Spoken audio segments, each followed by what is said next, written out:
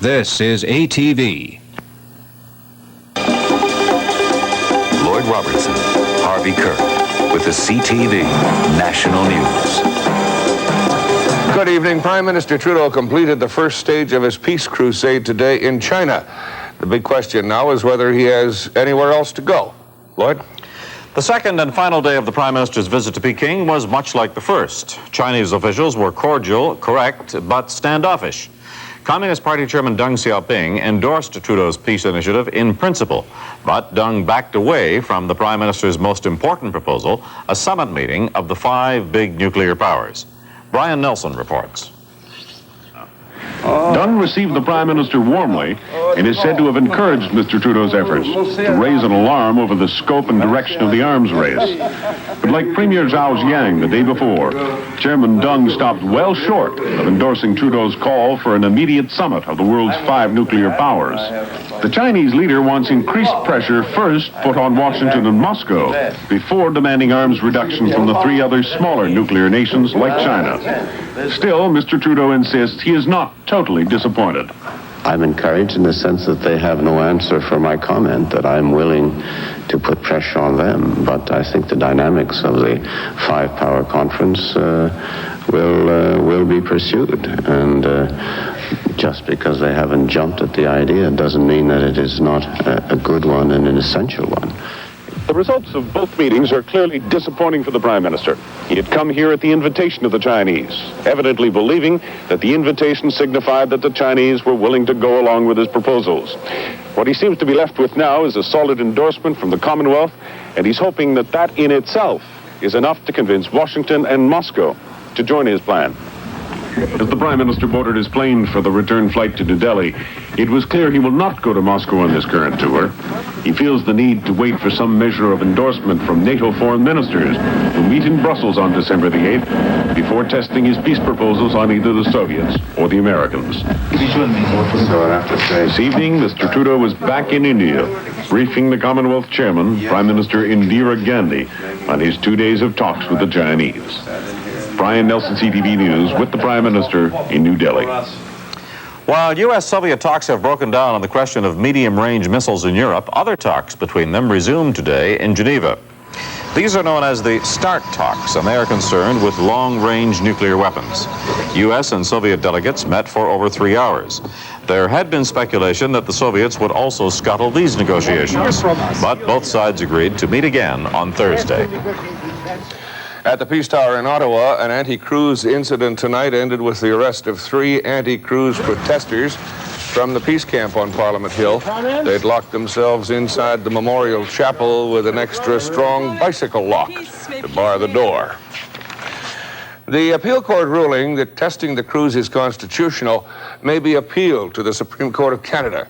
Yesterday's court decision is being hailed by both the opposing sides, but for different reasons.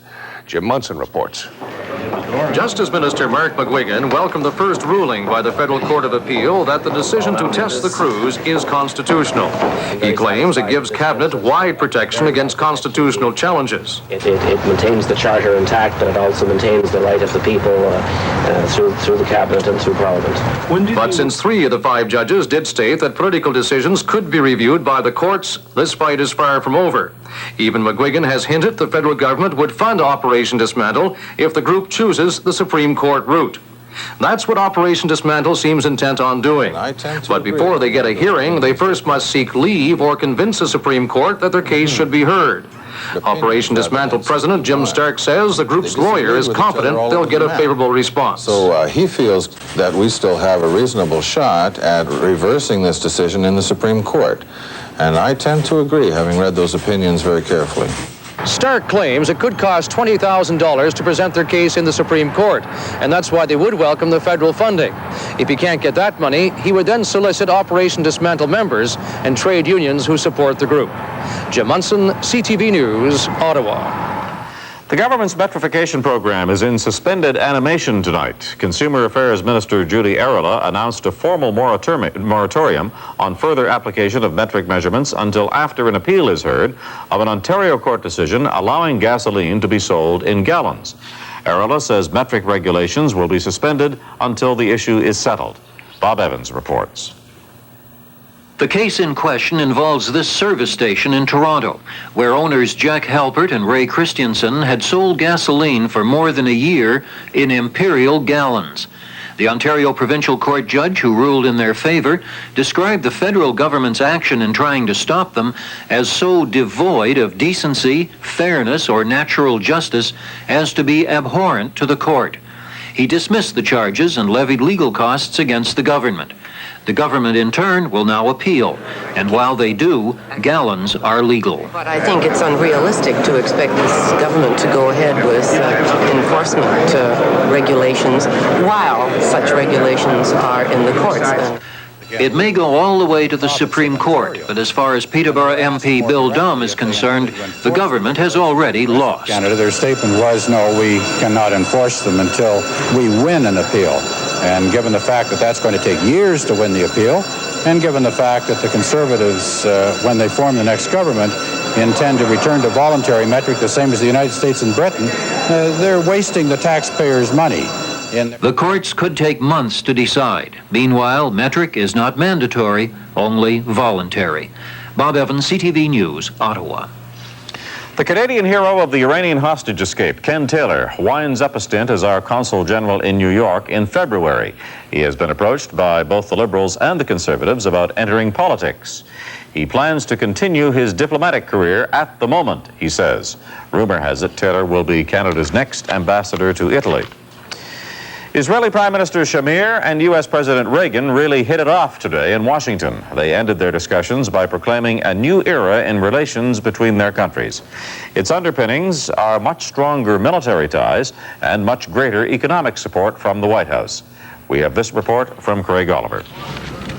After 2 days of talks, Shamir left on the eve of the Jewish holiday Hanukkah with more gifts than any Israeli prime minister had taken home from Washington ever.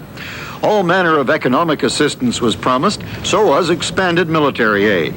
The closest Israeli-U.S. strategic relationship in history was signaled through the creation of a new joint military and political team. This group will give priority attention to the threat to our mutual interest posed by increased Soviet involvement in the Middle East. Among the specific areas to be considered are combined planning, joint exercises, and requirements for pre-positioning of U.S. equipment in Israel. And if there was any doubt against whom a powerful new combined force might be used, Shamir cleared that up. Syria constitutes today a major threat to the peace in our area by occupying more than 60% of Lebanon. What Prime Minister Shamir got here was simply everything Israel wanted. The meeting even produced the first step toward a long-desired Israeli goal, a formal military alliance with the United States. The losers were the leaders of the Arab world, and those high up in the Reagan administration who came to office 3 years ago determined to forge a new era of American-Arab cooperation. Craig Oliver, CTV News, Washington.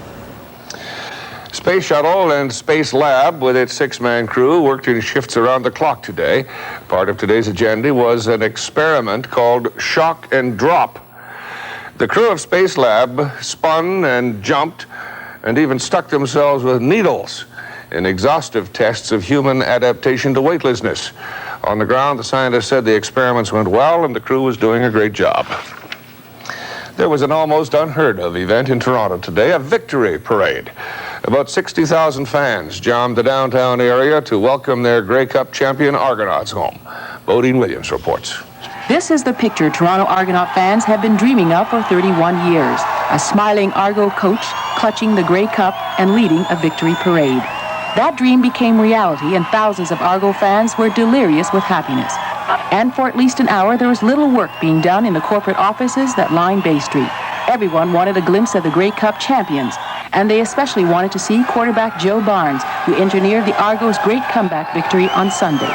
They cheered and grabbed all the players who have become, after years of losing, a team of winners.